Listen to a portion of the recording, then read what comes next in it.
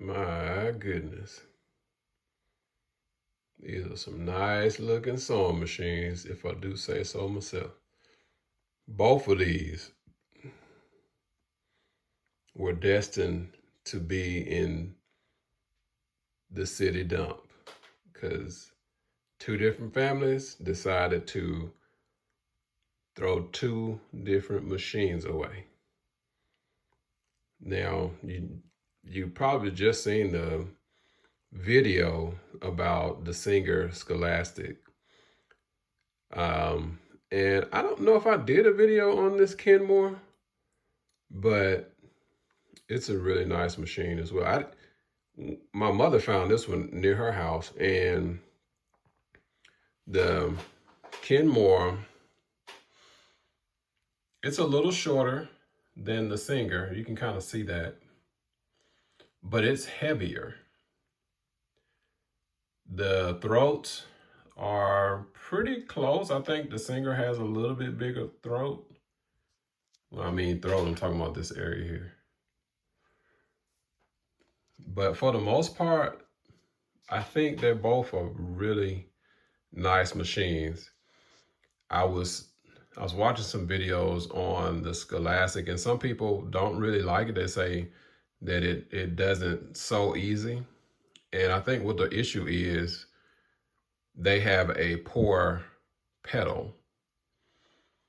And so what they really need to do is invest in a better pedal. The pedal that I got for this one was about $45. It's a variable speed pedal. It's probably solid state. And so I can control it. I can go slow, I can go fast. This one, I think the pedal came with this one, or I had an extra pedal. And so it variable speed as well. Now, there are some differences that I noticed with these, between these two. And one of the main differences that I've noticed is where the reverse levers are. On the Kenmore, it's right here. Notice right here, there's nothing there. But up here is where the reverse lever is. The threading process is pretty similar. The Kenmore decided to put the regular thread and the bobbin thread situation on top of each other. The Singer, two separate routings. You see? But they both work. Now, when it comes to the bobbing thread on the Singer, it has a disengagement. So the disengagement point is, all you gotta do is this and hit it, and it will automatically apply a clutch. And so it will stop the needle from going up and down until you're ready for your bobbing to work. I mean, to finish threading, and then it should push it back and everything will work. Well, with the Kenmore, I can do this, but the needle will still go up and down until I grab here and pull out. When I'm done, push it back in, do that. Good to go. So those are the slight differences between how to thread a bobbin. The actual thread paths of the bobbins, you can see it on the screen. So there, and then over here, same type, just a little bitty different screen. Now on the Singer, as far as your hem allowances, there's some notches on one side, and but it doesn't tell you what they are. You just have to figure it out. On the Kenmore, they done put numbers all over the place. They put numbers on the metal on both sides. They put numbers on the view screen, the view window for the bobbin cover as well. And that's really nice. Now, this is not an apples to apples comparison. Let's just be clear about this. And I began to notice that when I began to pick them up, because the Singer got some weight to it. I didn't measure how heavy they are. But when I picked up that Kenmore got some weight to it. I think the Kenmore is more, it would rival maybe a baby lock machine because of just how robust it is. The service ports and stuff like that are really nice. Now, as far as presser feet, they pretty much take the same presser feet. How you put them together, they're different. Obviously, they're a little different in the mounting points. But, I mean, that's almost the exact same presser feet. How you drop the presser foot, the Singer right there. Same thing on the Kenmore right there. They both have nice pressure. Now, how you adjust the presser feet, this shows a major difference in how they were thinking. So with the Singer, it's up top. You just turn it. It has a plus and minus, and you turn it until you get to the right thing. And there's no numbers on there. And, you know, that's okay. It works. Because a lot of the old machines didn't have numbers on them. You just kind of felt what works best for you. But when you come to the Kenmore, these people really thought things out. So check this out. One, you see all that metal? My goodness. The presser foot pressure adjustment, it has 3 notches, 3 positions. And all you gotta do, you go from 0, which is low pressure, 1, 2, 3, heaviest pressure. So I just put it in the middle. And then, but I mean, my goodness, that is some serious metal in there. You saw what the Singer looked like on the other video. If you didn't see the other video, go check out the other video and see how I had the Singer, you know, taken apart and I was servicing it, and how, you know, I was able to get it back to working. But I really like that feature on the Kenmore. Now, as far as stitches, here are all your stitches for the Singer, and it has quite a few. It has your utility stitches, which they can come, you can get a lot of use out of that. And then you got your stretch stitches, which you can get a lot of use out of that depending on what type of fabric. Then you got your buttonhole.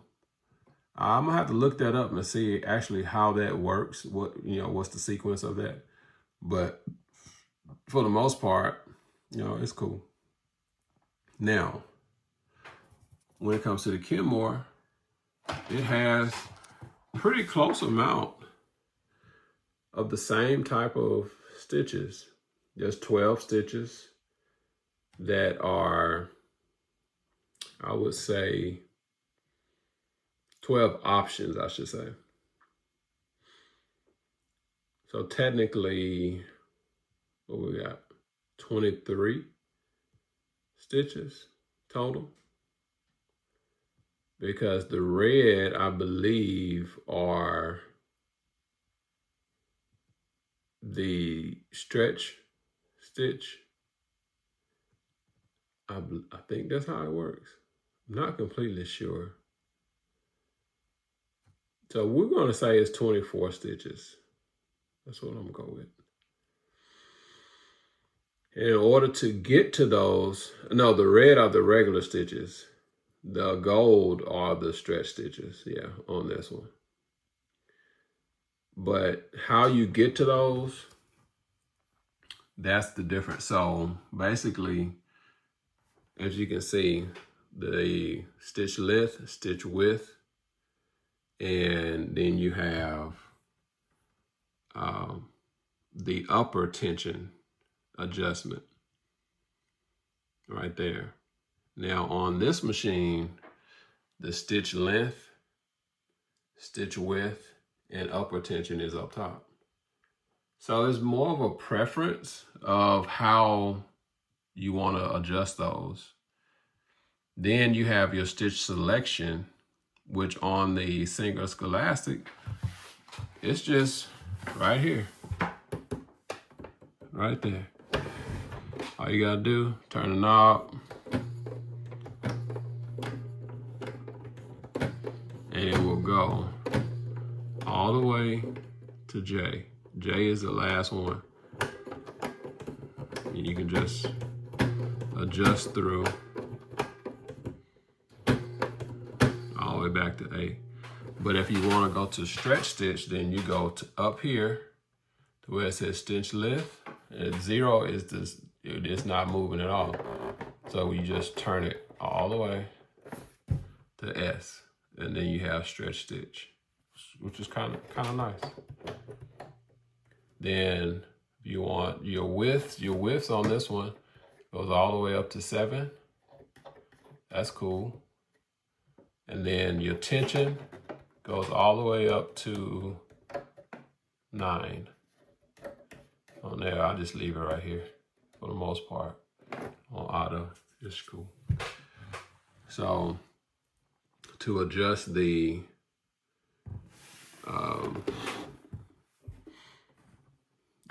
stitch selection, this is the knob. You turn it here, and it will tell me, okay, I'm on this type of setting.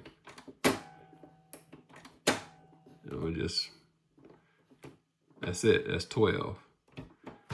But we'll go all the way back to 7, no, 7 right there. And that's the center stitch. But let's say I wanted to go and do some stretch stitch. I just roll it on up, SS. Now, all of these come into play. It's quite nice. It's quite nice. And my stitch width, it goes up to 6.5. So that's cool.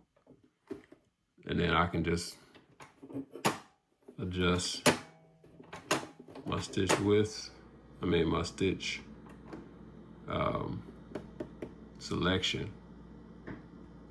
So since it's on SS, then that's this bottom row here. I'll put it back. 0. And then when it comes to sewing, I think they're both gonna do well. I think they're both gonna do well. I've used the Kenmore, and it's a nice machine. The Singer, I haven't actually done any work on it, but I did go through and do all the stitches. And every single stitch it did. This is a sheet of paper. Every single stitch it did. no problem. Didn't bind anything. Really good machine.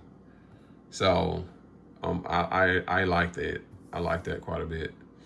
The machines are quite similar in how they designed the storage compartments.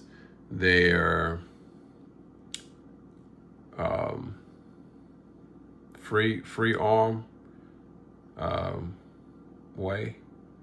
So the storage on the Singer, right there. Now, when it comes to the Singer, if you look, that's all that came with the Singer. That's what the whoever owned it, previous owner, had in there. And there was some pins. I put them pins in the pin tray. But look at the top. It's just a cover. See that? All right, now let's go over here. Same, very similar. Look at there. But this one came with a whole bunch of different presser feet. It didn't come with these cutters. That was me. It didn't come with the chalk. That was me. But the cover, guess what? It comes with. It comes with the bobbins.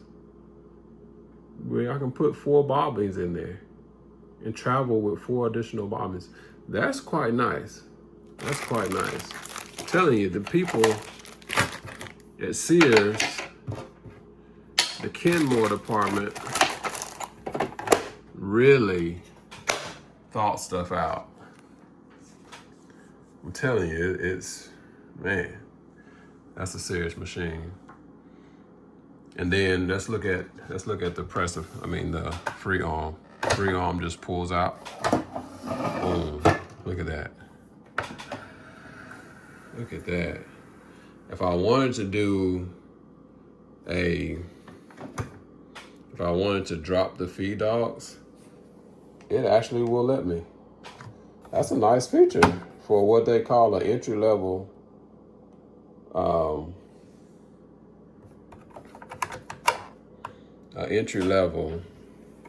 sewing machine. See, the feed dogs are down, just like that, and they will re-engage. I've tested that.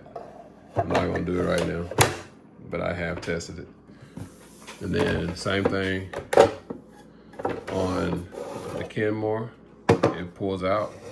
It has a feature for buttonhole, automatic buttonhole. I'm not sure what this is about. I don't know what that's for. I don't have the book on the Kenmore, but just like the Singer, on the back side, it has a little dial to drop the feed dogs.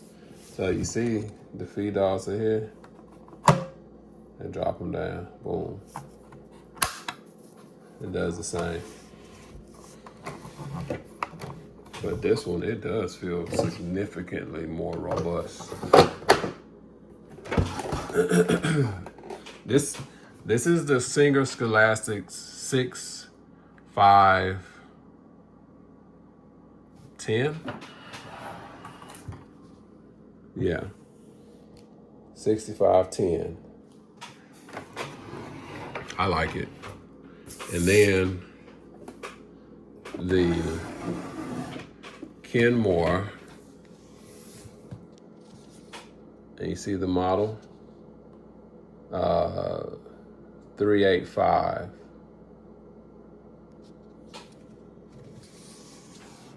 Two wonderful machines. When they purchased them, they came with 25-year full warranties for servicing the machine head. Too bad. I don't think Kenmore is even in business anymore. It may be, I don't know. I can do some research. But for the most part, two wonderful machines. Oh, I'm gonna show you the lights, the difference in the lighting. Hold on. Yeah. So now, let's do a lighting comparison. So we got Singer, Boom. Look at that. That's some good light. You know, that's good light. That's good working. Then we got Kenmore. Boom. Even more light. So they both really, you know, they thought about lighting. Kenmore thought about a little bit more as far as how the light is distributed. Both light bulbs are pretty much the same. If I wanted to get to the Singer, then I gotta take components apart. I gotta take all this off, this whole cover. I mean, this cover. I gotta take this cover off. Just this head right here. And it's just that screw right there, and then I can get to it. If I want to change this one, boom, just pull the thing out. You see how big of an opening that is? That's crazy. Crazy. Crazy. But yeah, if you have either one of them, I think you got a good machine. Just use the thing. Take care of it, clean it. I think they'll take care of you. If I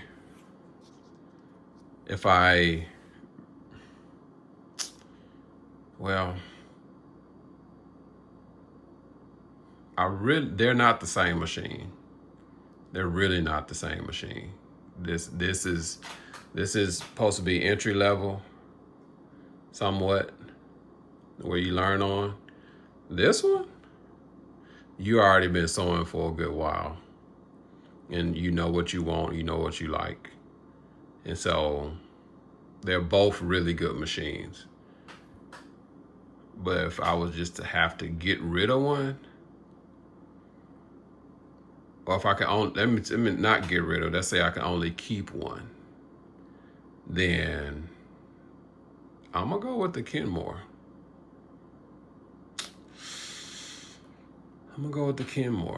And I'm a Singer person. I grew up with Singer, but I'm gonna go with the Kenmore just because it's more robust, has more features, more stuff. And I've used it a ton, and then the features are just so much more thought out. So, you know, just something to consider. The Singer 6510 and the Kenmore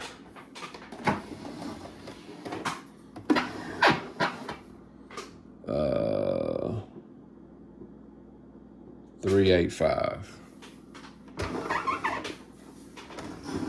Two machines. I really don't think you would lose working either one of them. All right. So that's my little sewing machine review. All right. I'm Reginald with the East to West Gardens. You all have a blessed whatever time you is. Hope you enjoyed the video. Give me a thumbs up if you like it. If you didn't, then give me a thumbs down. If you want to talk about it, talk about it. Most likely I'll respond. You want to subscribe to my channel? Subscribe. It won't hurt you. It won't cost you nothing. And then share it. Somebody else may want to see these things in action.